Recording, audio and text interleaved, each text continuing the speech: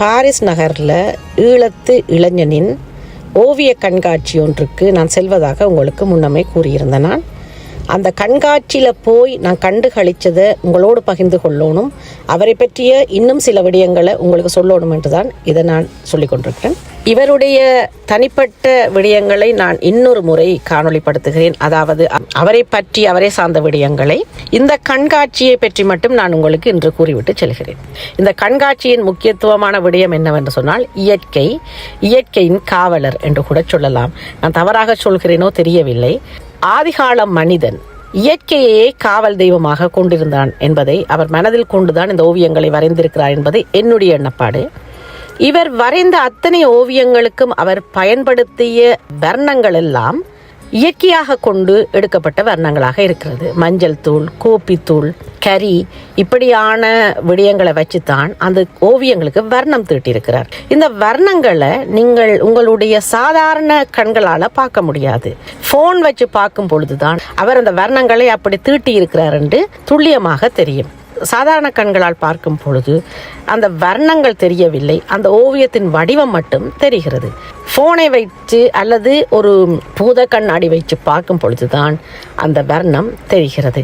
இது ஒரு டெக்னாலஜி என்றும் சொல்லலாம். இப்போ ஃபோனால் இப்படி ஒரு விடயத்தை துல்லியமாக பார்க்க முடியுமா என்ற ஒரு ஆச்சரியமான விடயத்தை நான் அன்றைக்கு கற்றுக்கொண்டேன். என்றால் ஃபோனால் நாங்கள் ஒரு புகைப்படத்தை எடுக்கும் பொழுது அந்த புகைப்படத்தை நாங்கள் சாதாரணமாக எண்ணிவிட்டு செல்கிறோம். ஆனால் இந்த ஓவியத்தை பார்க்கும் பொழுது அவர் சொன்னார், கோப்பி போட்டு மஞ்சள் போட்டு நான் செய்திருக்கேன்னு பாருங்கொண்டு. நான் சொன்னேன் எனக்கு தெரியலேண்டு. அவர் சொன்னார் ஃபோனை வச்சு பாருங்கொண்டு. அப்போ தான் அந்த அறிவியலின் ஒரு முக்கியத்துவத்தை நான் அதில் அறிஞ்சேன். அறிவியலுக்கு எதிரானவள் நான், இயற்கையின் காதலி நான். இருந்தாலும் சில விடயங்கள் இந்த அறிவியல் எங்களுக்கு கற்றுக் கொடுக்கிறது, எங்களுக்கு உதவுகிறது என்ற வகையில் அந்த அறிவியலையும் நாங்கள் ஏற்றுக்கொள்ள வேண்டிய ஒரு கட்டாயம் இருக்கிறது. இந்த ஓவிய கண்காட்சி கிட்டத்தட்ட 3 கிழமைகளுக்கு மேல் நடைபெற்று கொண்டிருந்தது.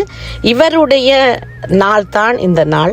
அதாவது இவருடைய கண்காட்சியை பற்றி அறிய வரும் ஒரு நாளாகத்தான் இந்த நாள் இருந்தது.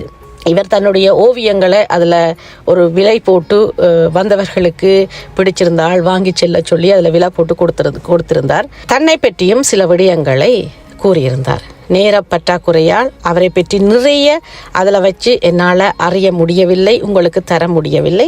காரணம், அவருடைய ஓவியங்களை கண்டு களிக்கவும் வாங்கி செல்லவும் பல வெளிநாட்டவர் வந்து கொண்டே இருந்தார்கள். அவர்களுக்கு அவர் தன்னுடைய ஓவியம் வரைதல், எதன் வழி ஓவியம் வரைந்தவர், எதற்காக இப்படியான ஒப்பீட்டுகளை எடுத்தவர் என்றதையெல்லாம் விளங்கப்படுத்துறதுக்கு அவருக்கு நேரம் சரியாக இருந்தது. அவருடைய ஓவியங்களை பற்றி, அவருடைய வரைதல் திறனை பற்றி, அவர் எதற்காக இந்த ஓவியம் என்னும் ஒரு கலையை கையில் எடுத்தார் என்பதை பற்றி அவர் வாயிலாகவே கூறுவதை கொஞ்சம் கேட்டுவிட்டு வருவோம். வாருங்கள். வணக்கம். இந்த எக்ஸிபிஷன் மெயினாக டைட்டில் தமிழ் தெய்வங்களை முன்னிலைப்படுத்தி செய்த படைப்புகள் இதில் இருக்குது. சின்ன சிற்பங்கள், மர சிற்பம் 2, மற்றது சிறு ஓவியங்கள் பஸ்டலில் செய்தது, மற்றது மண் கலந்து செய்தது. இதில் இருக்கிறது ரொம்ப பெரிய பெரிய பெயிண்டிங் உண்டு. இதிலையும் மண், சிப்பி, குங்குமம் இப்படியான விஷயங்கள் எல்லாம் கலந்து செய்திருக்கிறேன். இது 2500 வருடங்களுக்கு முற்பட்ட, அதாவது மதங்கள் தொடங்குறதுக்கு முதல் இந்த பஞ்சபூதங்கள், சூரிய வழிபாடுகள், இயற்கை சார்ந்த, விவசாயம் சார்ந்த, நெல் அறுவடையின் போது வணக்கம் செய்கிறது. அது இந்த இன்ஸ்பிரேஷனில் செய்த வீடியோ தான் இது இருக்குது. இதை செய்யறதுக்கான உங்களுக்கு தூண்டுதல் என்ன இருந்தது? ஏதாவது ஒன்று வருந்தானே உங்களுக்கு? தொடர்ந்து இந்த மனித நாகரிக வரலாறுகள், தொல்லியல், இயற்கை, இந்த வேளாண்மை, நாங்கள் வாழ்ந்த இடம், இந்த கிராமத்தில் வாழ்ந்தது, பாதுகாப்போடு இருந்த காலங்கள், அதோட இன்ஸ்பிரேஷன் கூட இந்த பின்னோக்கிய சில படிமங்களை தேடிக்கொண்டு சமகாலத்து படைப்புகளோட, சமகாலத்து நுட்பங்களோட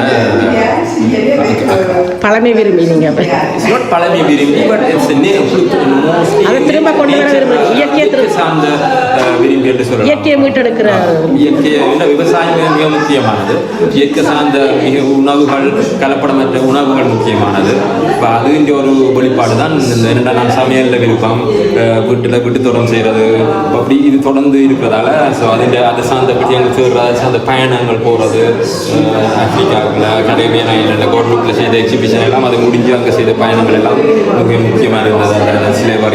அந்த அடிமைகளாக கொண்டு போன மக்கள் அவங்களோட வழிபாடு அது கூட எனக்கு பெரிய இன்ஸ்பிரேஷனாக இருந்தது. என்னோட 18ஆம் நூற்றாண்டில் இந்த தென் இந்தியாவிலேருந்து போன மக்கள் தமிழ் மக்களுடைய வழிபாடு அந்த காவல் தெய்வங்கள் தான். இந்த கருப்பையன் இப்படியான காவல் தெய்வ வழிபாடுகள் இன்றைக்கும் அங்கே இருக்குது. அது மதங்கள் தோன்றதுக்கு முதல். ஸோ அது பெரிய ஒரு தாக்குதலாக எனக்குள்ள இருக்குதுன்னு சொல்லுவேன். ஒரு இயற்கை விரும்பி இயற்கையை போற்றுபவர் இளைஞர்களில் ஒருவராக இருப்பது எமக்கு பெருமையாக இருப்பதோடு, புலம்பெயர் நாட்டில் நாகரிகம் அதிவேகமாக ஓடிக்கொண்டிருக்கும் பாரிஸ் நகரில் வாழ்ந்து கொண்டிருந்தாலும் அவர் அந்த இயற்கையை போற்றி கொண்டு இயற்கை சார்ந்த விடயங்களை எடுத்து கூறி தன் ஓவியங்கள் வாயிலாக அதை புலப்படுத்த முயற்சி செய்வது பெருமையாக இருப்பதோடு, இளைஞர்கள் இப்படியான வழியிலும் சென்று கொண்டிருக்கிறார்களே என்று சொல்லும் பொழுது, தமிழனாக பிறந்தது எமக்கும் பெருமை, தமிழனைக்கு பெருமை சேர்க்கும் இப்படியான இளைஞர்களும் எமக்கு பெருமையே என்று இவருக்கு என்னுடைய வாழ்த்துக்களை கூறிக்கொண்டு உங்களிடமிருந்து விடைபெறுகிறேன். நன்றி, வணக்கம்.